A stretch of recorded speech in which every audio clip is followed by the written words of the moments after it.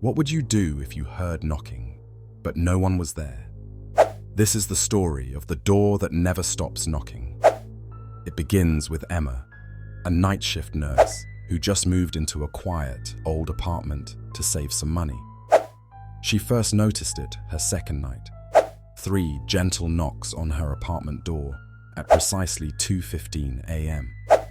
Startled, she opened the door. There was nobody there. Thinking it was a prank, she brushed it off, but then it happened again and again. Every night, same time, same faint knocking. Emma started growing uneasy. She even stayed up one night, staring through the peephole.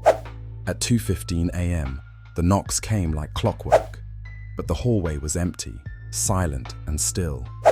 Feeling a mix of fear and curiosity, she decided to investigate. Could it be pipes? Vibrations?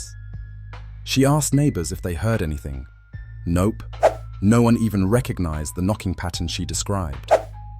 Emma, stubborn by nature, set up her phone to record what was happening.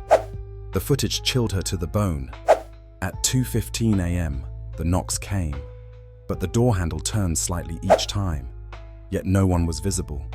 It was as though the air itself was trying to open the door. Frantic, she researched the history of her building.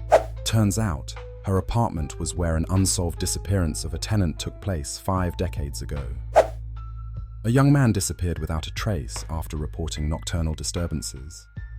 Knocking sounds, whispers, and the sensation of being watched.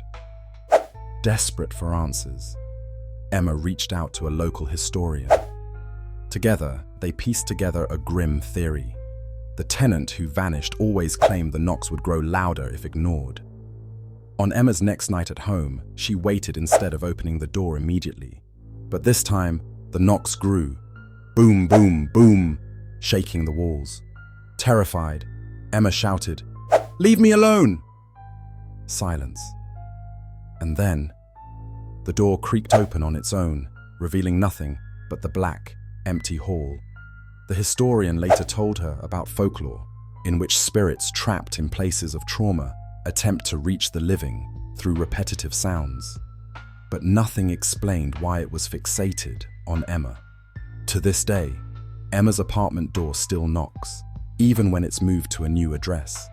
So, if you ever hear unexplained knocks on your door, ask yourself, would you open it or leave it alone and hope for silence? But remember, silence might just be scarier.